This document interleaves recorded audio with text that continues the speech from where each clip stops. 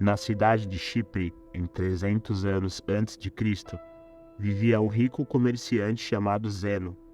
Durante uma viagem da Fenícia ao Pireu, seu barco afundou, junto com toda a sua carga. Por causa daquele único evento, um evento que estava totalmente fora do controle de Zeno ou de qualquer outra pessoa, este homem muito rico de repente se tornou pobre em um instante. Imagine que você era Zeno, como você reagiria ao trabalho de toda a sua vida sendo despejado pelo ralo, pela força da natureza? Qual é a reação adequada? Você ficaria com raiva? Triste? Você sentiria que a vida o enganou? Para a maioria de nós, todas essas seriam reações normais, mas não para Zeno, o pai do estoicismo. Uma pequena mudança dura uma eternidade, e uma pequena ressignificação de sua mentalidade pode se transformar em mudanças maiores e mais impactantes mais tarde. O núcleo do estoicismo é a própria definição de aceitação e indiferença. Depois de ler as obras de Sócrates e outros grandes filósofos, Zeno criou e ensinou o estoicismo.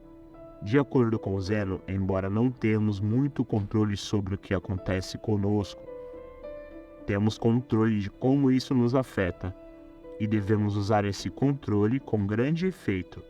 Em vez de chorar pelo leite derramado, ou neste caso, por bens afogados, Zeno se concentrou em manter a compostura diante da situação, mantendo-se calmo e neutro, apesar de sua situação. Hoje, as pessoas veem os estoicos como pessoas que não podem ser quebradas, pessoas que muitas vezes não se demoram aos extremos emocionais, passando por coisas como acessos de raivas ou crises de ansiedade. Mas a ideia original por trás do estoicismo era muito mais do que isso. Em vez de apenas uma maneira de descrever pessoas que não são emocionais, o estoicismo era uma maneira de ver, descrever e entender o mundo. Era um modo de vida, e esse modo de vida durou séculos. A filosofia estoica pode ser aplicada às situações de hoje, da mesma forma que era aplicada há milhares de anos, e seus benefícios são igualmente impactantes. O estoicismo nos permite processar essas emoções negativas a partir de experiências negativas e transformá-las em pensamentos que nos dão perspectiva única sobre o mundo. Perspectiva é tudo. E todos no mundo têm experiências diferentes e, portanto, perspectivas diferentes sobre as coisas. Desde que os estoicos se reuniam, discutiam e ensinavam filosofia em um lugar público, sua filosofia geral era amplamente conhecida. Eles acreditavam que os princípios estoicos poderiam beneficiar muito a todos, e por isso não fazia sentido para eles esconder esse conhecimento atrás das quatro paredes de uma escola ou pátios palacianos. Como resultado, todos, desde o escravo ao imperador, podiam aprender e se tornar estoico, e eles o fizeram. Alguns dos estoicos mais notáveis do mundo incluem Epicteto, que se traduz como adquirido, pois ele já foi possuído como escravo, Sêneca, que era um estadista bem renomado, e Marco Aurélio, um imperador romano e um dos homens mais poderosos que já viveram. Os primeiros estoicos praticavam o que pregavam, evitando todas as formas de segregação e liderando a luta contra a desigualdade. Eles até inventaram uma palavra, cosmopolita, que literalmente significa cidadão do mundo. Quando as pessoas ouvem essa palavra agora, pensamos em cidades como Nova York, Toronto, Dubai e Londres, por causa de quão diversas elas são. Esse era o tipo de unidade e união que os estoicos pregavam. Musônio Rufo, o professor de Epicteto, disse certa vez: não são apenas homens que possuem ânsia e uma inclinação natural para a virtude, mas também as mulheres. As mulheres agradam nada menos que os homens por ações nobres e justas, e rejeitam o oposto de tais ações. Mesmo em uma época em que não era popular, as mulheres podiam aprender livremente sobre estoicismo e se tornarem estoicas. Então, por que tantas pessoas adotam o estoicismo como um modo de vida? Em um mundo cheio de reviravoltas inesperadas, nossas emoções tendem a atrapalhar as coisas. Na realidade, não ficamos realmente tristes porque coisas ruins nos acontecem. Ficamos tristes porque coisas ruins inesperadas acontecem. A chuva é uma coisa boa, ela ajuda a regar nossas plantas, fornece água para o gado e mantém a temperatura fresca e úmida. Mas a verdade é que quando essa nuvem escura te pega do lado de fora, sem um guarda-chuva, nunca é uma boa experiência. Então por que não começamos a chorar quando começa a chover? Porque embora a situação seja ruim, aprendemos a esperar a chuva. É algo que é inevitável, não podemos controlar o tempo. Apesar de ser uma porcaria, a chuva passa e a luz volta.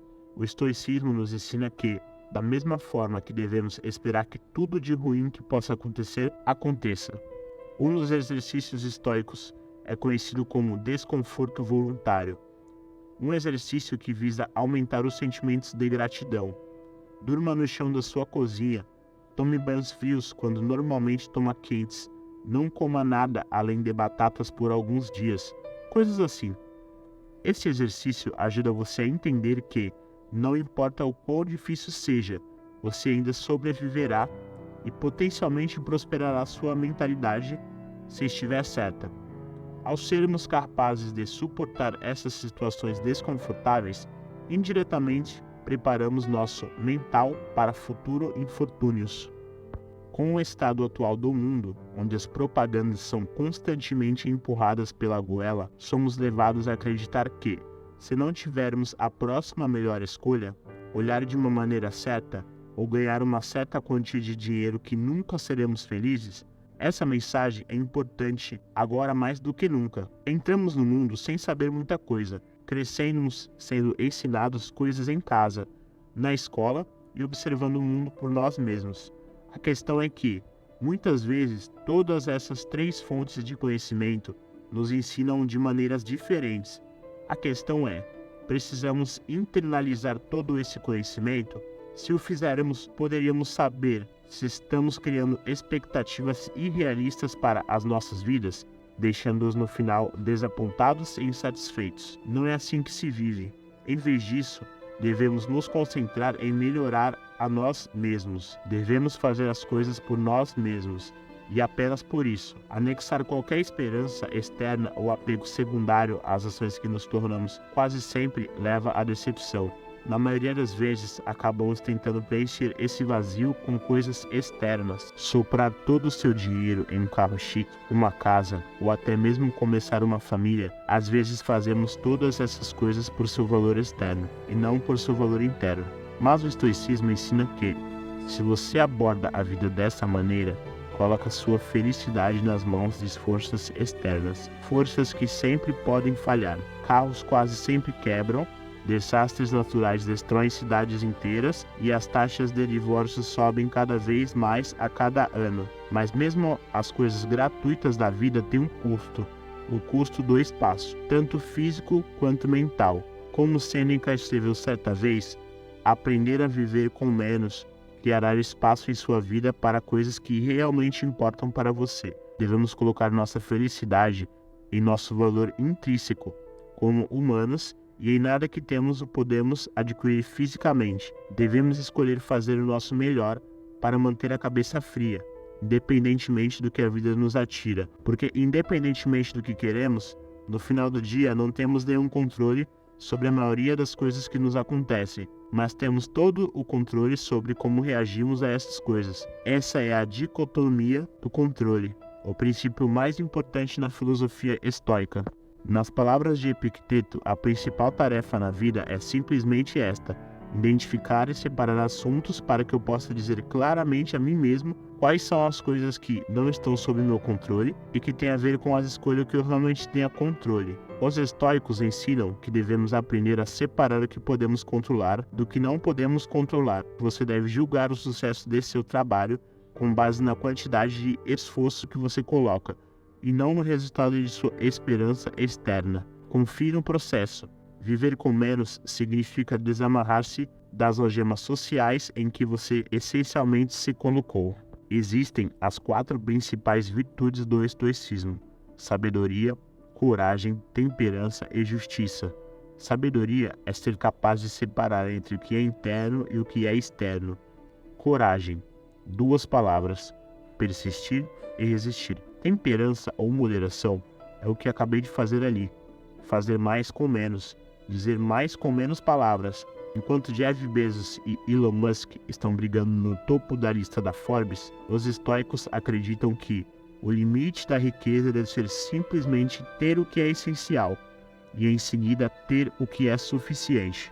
A justiça é a mais importante de todas as virtudes. Ela instrui que ninguém deve fazer mal ao outro, porque todos nós nascemos uns para os outros, para fazer o bem uns aos outros, e não a nós mesmos. Nelson Mandela foi um dos líderes africanos mais famosos do mundo, e enquanto lutava contra o apartheid, foi condenado à prisão perpétua, onde permaneceu por 27 anos antes de finalmente ser libertado. Quando ele foi libertado da prisão, ele foi eleito presidente da África do Sul e, portanto, muitas pessoas pensaram que ele iria punir brutalmente todas as pessoas que tinham algo a ver com o apartheid ou sua prisão. É claro que ele não o fez. Ao longo de seu tempo na prisão, Mandela leu as obras de Marco Aurélio e aprendeu muito dos valores fundamentais do estoicismo, todos os quais ele praticou ao longo de sua vida. Mandela enfatizou que o passado agora estava além de seu controle e que a única coisa que ele poderia fazer era encontrar uma maneira de seguir em frente e construir uma nação melhor. Este é o caminho do estoico. Na medicina moderna, o estoicismo está no centro de procedimentos como a terapia racional emotiva comportamental, REBT. O REBT ajuda os pacientes a identificar os padrões de pensamentos negativos que podem estar causando problemas emocionais e comportamentais. Ele permite que você desafie o raciocínio por trás de todos esses pensamentos negativos com lógica. E quando você percebe que muitos deles são infundados, você pode substituí-los por crenças mais produtivas e saudáveis. A logoterapia, por outro lado, baseia-se no princípio estoico de que seres humanos são movidos por propósitos. Mesmo nas situações mais sombrias, podemos encher nossas vidas de significados e felicidades, simplesmente descobrindo qual é esse propósito. Como muitos de nós sabemos, porém isso é mais fácil dizer do que fazer. É um processo como todo o resto. Temos que reformular a forma como pensamos. Para resolver nossos problemas com a felicidade, devemos praticar a autoestima. Ao redirecionar nossa definição de valor para as coisas que podemos controlar, podemos parar de nos fixar nas coisas que não podemos controlar e, no geral, podemos levar uma vida muito mais feliz e gratificante. O estoicismo nos ajuda a atravessar tempestades passadas e presente para águas mais calmas e pacíficas. E se nosso navio afundar e todos nós nos afogarmos, podemos ter paz no fato de que vivemos uma boa vida, embora não tanto quanto esperávamos, porque afinal de contas, tudo tem um fim.